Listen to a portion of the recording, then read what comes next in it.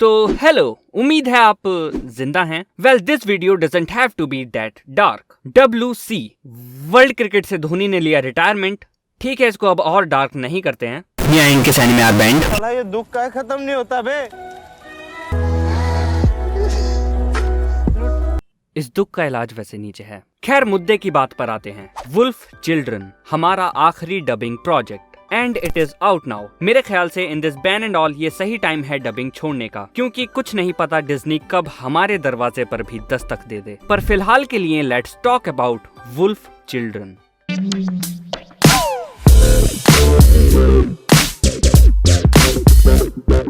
तो अगर हम अपने शुरुआती दिनों की बात करें तो हम मोस्टली रोमांटिक मूवीज डब कर रहे थे, प्रोबेबली इसलिए क्योंकि वो हमारी फेवरेट थीं या फिर ज्यादा पॉपुलर थीं। देयर वाज अ टाइम जब मैं हर हाल में अ साइलेंट वॉइस और I Want to Eat Your Pancreas dub करना चाहता था, because I absolutely loved these two movies. पर सिर्फ इसलिए क्योंकि ये मूवीज मेरे टेस्ट की हैं, इनको डब करके जो हमारा बिगर पर्पस है वो अचीव नहीं होता। So what is the big plan? हमने इस मूवी को क्यों चूज किया? पहली चीज जो हम हिंदी डब्स के थ्रू अचीव करते हैं वो है ऐसे टीनेजर्स तक एनिमे को पहुंचाना जो सिर्फ इंग्लिश के डर से एनिमे नहीं देख पाते, और ये काम योर नेम और गार्डन ऑफ वर्ड्स के हिंदी डब्स ने बहुत अच्छे से किया। And now that once we have garnered the audience, we want to reach their families as well, जो कि पॉसिबल है केवल ग्रेव ऑफ द फायरफ्लाइज और वुल्फ चिल्ड्रन जैसी मूवीज के हिंदी डब्स के जरिए। और यही वजह है कि हमने अपने डब्स का फोकस और जॉनरा चेंज कर दिया है। ये मूवीज ऐसी हैं जो एडल्ट्स एंड टीनेजर्स दोनों ही इक्वली एंजॉय और अप्रिशिएट कर सकते हैं। इन मूवीज को समझना भी आसान है और इन्हें आप अपने घर वालों को दिखाकर प्राउडली कह सकते हैं that this is the type of animated content that everyone can and should watch, and it is not limited to the children demographic. हाँ, बस सेंसर्ड वर्जन डाउनलोड करना, क्योंकि कुछ सीन्स ऐसे हैं जो आप अपने परिवार के साथ बिल्कुल नहीं देखना चाहेंगे।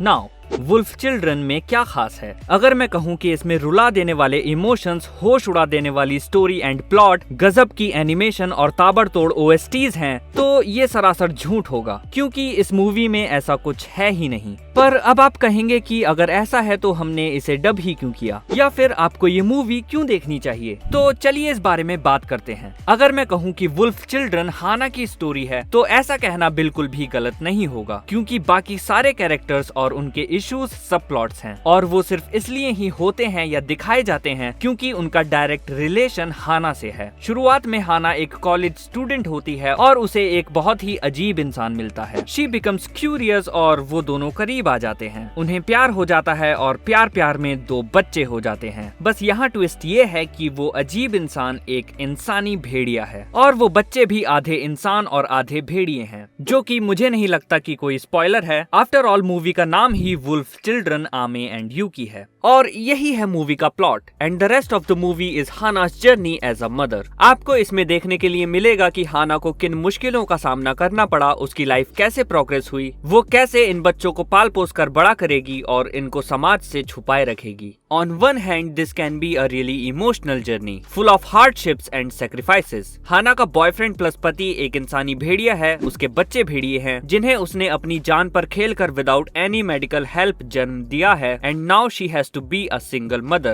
She has to earn for them, feed them, handle them and hide them. And she has to do all of this alone. उसके बच्चे बीमार पड़ेंगे तो वो उन्हें डॉक्टर को नहीं दिखा सकती, उन्हें वैक्सीन नहीं लगवा सकती, और उसके बच्चे एक भेड़िए की जिंदगी जिएंगे या फिर एक इंसान की, ये भी उसके हाथ में नहीं है। अब ऐसी स्थिति में किसी भी इंसान के पास 2 चॉइसेस होती हैं, या तो वो अपनी परेशानियों को बैठकर रो सकता है, या फिर एक स्माइल के साथ ये एक्सेप्ट कर सकता है कि जिंदगी इन्हीं परेशानियों का नाम है।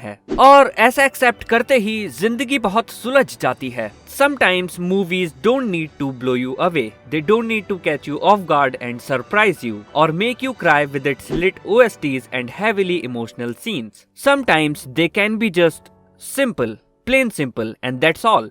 और वुल्फ चिल्ड्रन मेरे लिए सिंप्लिसिटी की डेफिनेशन है। I mean, हम में से ज्यादातर लोग टीनेजर्स हैं और हम बहुत सारा टेंशन और एंजाइटी साथ में लेकर जीते हैं और कई बार खुद की जिंदगी को बहुत ही कॉम्प्लिकेटेड पाते हैं। और इस सब के बीच अगर आप एक ऐसी मूवी देखते हैं जो किसी की जिंदगी दिखा रही है, वो भी इतनी सरलता और सहजता से, तो हमें याद आता है कि life is actually very simple. Humans are complex and we ourselves make our lives complex.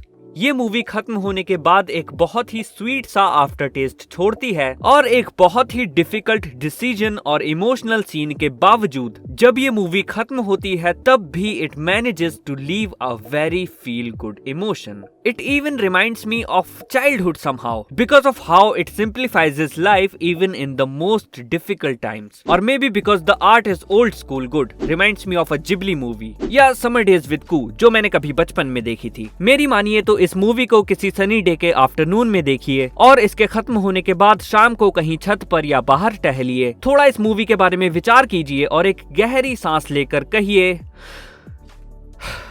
That life is beautiful.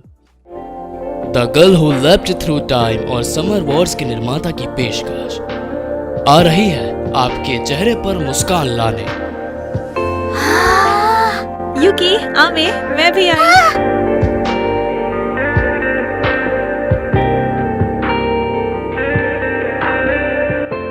Wolf Children Ame and Yuki coming soon.